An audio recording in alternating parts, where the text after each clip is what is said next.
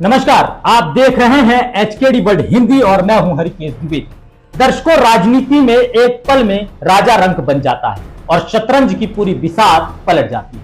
आज दतिया की सियासत में वो भूचाल आया जिसकी गूंज दिल्ली की तिहाड़ जेल तक सुनाई दे रही है। दतिया के कांग्रेस विधायक राजेंद्र भारती आज जेल की सलाखों के पीछे हैं। 25 साल पुराना मुकदमा, एक एफडी का खेल और आज कानून का वो हथौड़ा चला कि दतिया का सत्ता समीकरण धुआं धुआं हो गया। आज हम किसी कहानी की बात नहीं करेंगे, हम उन तारीखों, उन धारा और उस फ्यूचर प्लान की बात करेंगे जिसने नरोत्तम मिश्रा के समर्थकों के चेहरों पर मुस्कान लौटा दी है। सबसे पहले समझिए कि आखिर हुआ क्या। तारीख नोट कीजिए, आज 1 अप्रैल 2026 दिल्ली की राउस एवेन्यू यानी एमपी एमएलए कोर्ट ने दतिया विधायक राजेंद्र भारती को दोषी करार देते हुए सीधे न्यायिक हिरासत में जेल भेज दिया। मामला आज का नहीं है, यह 1999 मेरे जन्म वर्ष का मामला है। बैंक एफडी ब्याज घोटाला। तब भारतीय दतिया भूमि विकास खंड के अध्यक्ष थे। आरोप था कि उन्होंने अपनी मां के नाम की 10.5 लाख की एफडी को जादुई तरीके से कागजों में काट छाट करके 3 साल से बढ़ाकर 15 साल कर दिया ताकि सालों तक मोटा ब्याज मिलता रहे। आज कानून ने हिसाब बराबर कर दिया। भारतीय पर धारा 420 धोखाधड़ी, 120 साजिश और जालसाज के तहत दोष सिद्ध हुआ है। आज वो पुलिस कस्टडी में नहीं बल्कि तिहाड़ जेल के कैदी हैं। अब सबकी नजरें टिकी हैं कल यानी 2 अप्रैल 2026 पर। कोर्ट कल तय करेगा कि भारती को कितने साल की सजा मिलेगी। कानून की बारीकी समझिए, अगर सजा 2 साल या उससे ज्यादा हुई तो राजेंद्र भारती की विधायकी उसी वक्त शून्य यानी रद्द हो जाएगी, यानी दतिया विधानसभा की सीट खाली हो जाएगी। एक तरफ भारती के वकील हाईकोर्ट में स्टे के लिए भागेंगे तो दूसरी तरफ दतिया की गलियों में उपचुनाव की सुगबुगाहट तेज हो जाएगी। हो भी गई है। अब बात करते हैं उस नाम की जिसके इर्द गिर्द दतिया की राजनीति घूमती है, डॉक्टर नरोत्तम मिश्रा।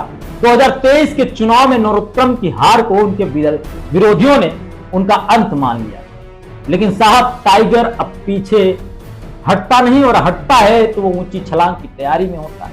मोहन यादव सरकार में भले ही नरोत्तम अभी वेटिंग लिस्ट में है, लेकिन उनके पास जो गृह और जेल विभाग का पुराना अनुभव है वो उन्हें आज भी बीजेपी का सबसे मजबूत सिपाही मानता है। दतिया में नारा गूंजने लगा है, टाइगर इज बैक। क्या हाईकमान ने इस उपचुनाव की स्क्रिप्ट पहले ही लिख ली? क्या नवरात्र के बाद नरोत्तम पर देवी कृपा होने वाली है? सियासी गलियारों में चर्चा है कि बीजेपी का दिल्ली हाईकमान नरोत्तम जैसे कद्दावर ब्राह्मण नेता को ज्यादा समय तक बाहर नहीं रख सकता। मध्य प्रदेश की सियासत में संतुलन बनाए रखने के लिए नरोत्तम का सदन में होना जरूरी है। अगर दतिया में उपचुनाव हुआ तो नरोत्तम मिश्रा का मैदान में उतरना 99% तय है, और अगर वो जीत कर आते हैं तो मोहन सरकार के मंत्रिमंडल में उनका कद क्या होगा इसका अंदाजा आप खुद लगा सकते हैं। अब दर्शकों, कुछ सवाल जो इस घटना के बाद सामने आते हैं।